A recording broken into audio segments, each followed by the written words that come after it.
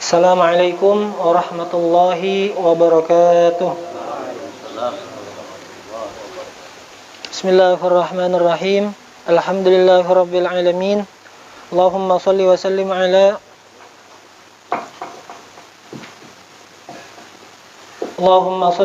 ala sayyidina Muhammadin al-amin wa ala alihi wa sahbihi wa sallim ajma'in. Subhanaka la ilma lana illa ma 'allamtana innaka antal alimul hakim. Wala haula wala quwwata illa billahil aliyyil azim al-azizil alim 'adada kulli harfin kataba wa yuktabu abadal abidin wa dahrad dahirin.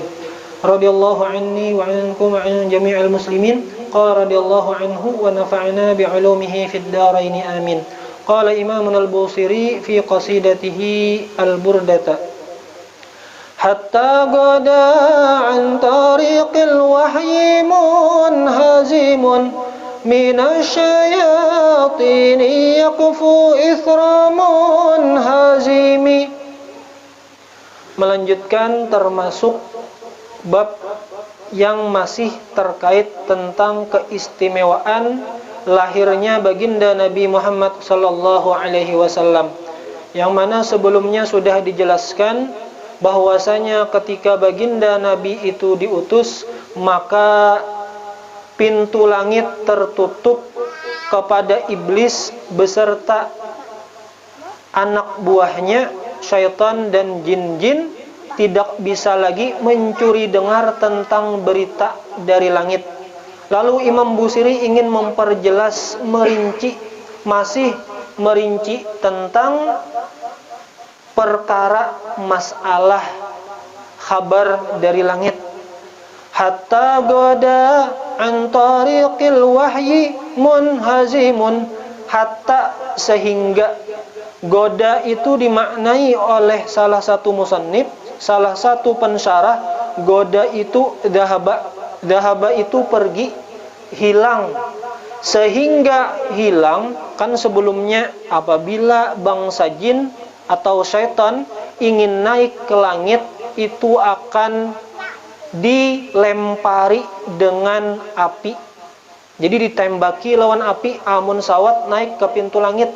Bahkan kada sempat naik ke pintu langit, sudah dah mulai ditembaki. Hatta goda, sehingga hilang, sehingga iblis beserta syaitan itu kada mau lagi, kada kawal lagi tulak ke langit. An tariqil wahyi, an di situ maknanya lil ibtiat. Itu kalau kita belajar nahwu, artinya apa? Kalau kita mencari di kamus, artinya dari, sama lawan min, artinya dari juga. Ternyata penggunaan min dengan an itu berbeda. Aku tulak dari pasar, artinya dari pasar tulak ke sana. Tapi kalau misalnya menggunakan an, ibta'attu 'anis syarri, aku menjauhi, meninggalkan keburukan. Berarti di sini bahwasanya bangsa jin dan syaitan dan iblis itu menjauh, meninggalkan tariqul wahyi. Tariqul wahyi itu kinayah, kata pinjaman untuk menunjukkan kepada siapa jalan wahyu, silsilah sanad sampainya wahyu itu kemana? Ke malaikat Jibril. Kan jalan wasilah wahyu itu sampai kepada Nabi, tariqul wahyi adalah malaikat Jibril. Jadi kada mau beparak lawan malaikat Jibril. Kenapa? Karena sudah siap ditembak api di langit. Ada juga memaknai tariqul wahyi itu maknanya samaun, langit. Jadi kada mau lagi beparak ke langit, hendak mencuri dengar berita dari langit. Munhazimun itu al-firaru minal aduwi bisur'atin. Bahasa kitanya bukah tak cicing, terbirit-birit iblis lawan syaitan apabila hendak kepengen naik ke langit mencari berita tadi. Minasyayatini, dari kalangan syaitan-syaitan dan sejenisnya. Yakfu itu yanmu. Jadi dalam syarahnya itu dijelaskan bahwasanya raqiban ba'duhum ala ba'din. Dalam syarah yang lain dijelaskan afwaja. Jadi bangsa jin, iblis dan syaitan ini ketika hendak mencari berita di langit itu berbondong-bondong, banyak. Iblis beserta pasukan-pasukannya beserta anak buahnya banyak yang hendak mencuri berita dari langit.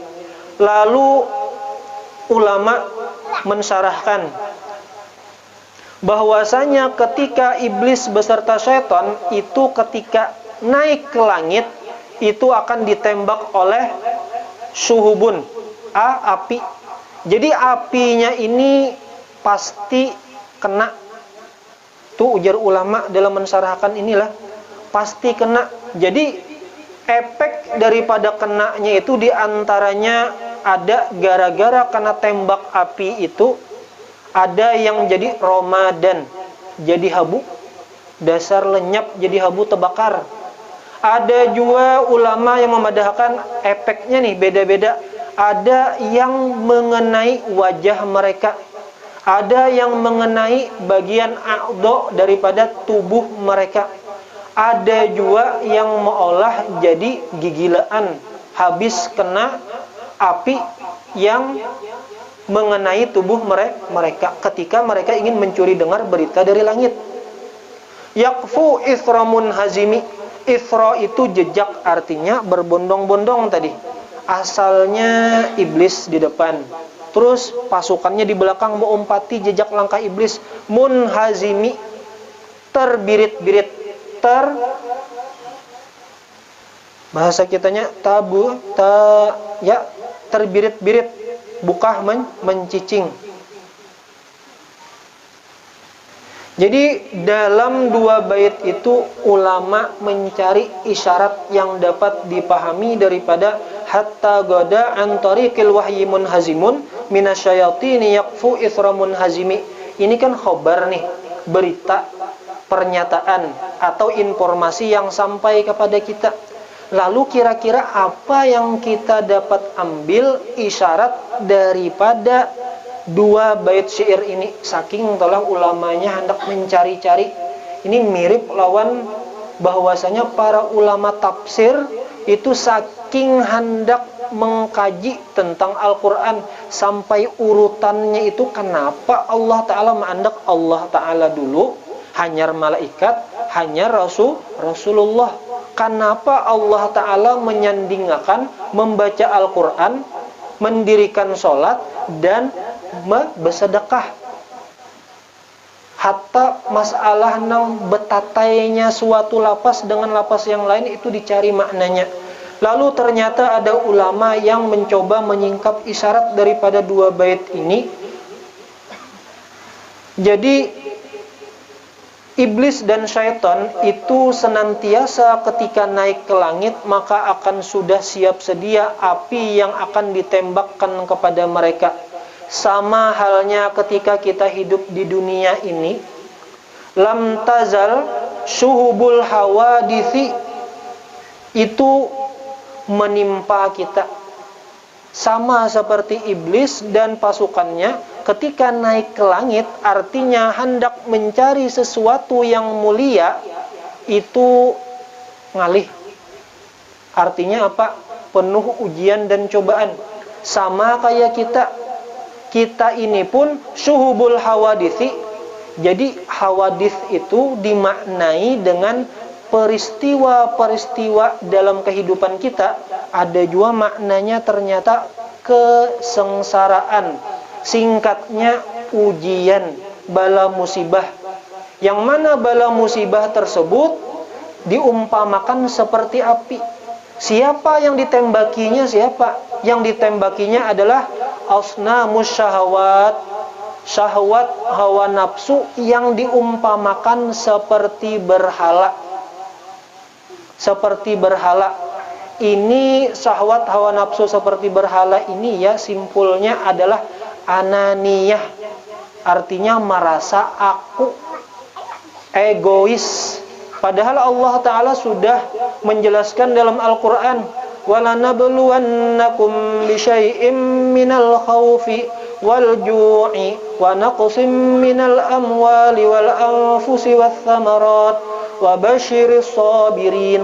Jadi Allah Ta'ala itu mauji syuhubul hawadith, yaitu dengan minal khaufi. Wajar aja kita takutan gagal, takutan salah pilih bini nang kada soleha, takutan kalau bisi anak nang kada soleh, takutan kalau termasuk min ahlin nar. Itu kan ujian. Itu ujian.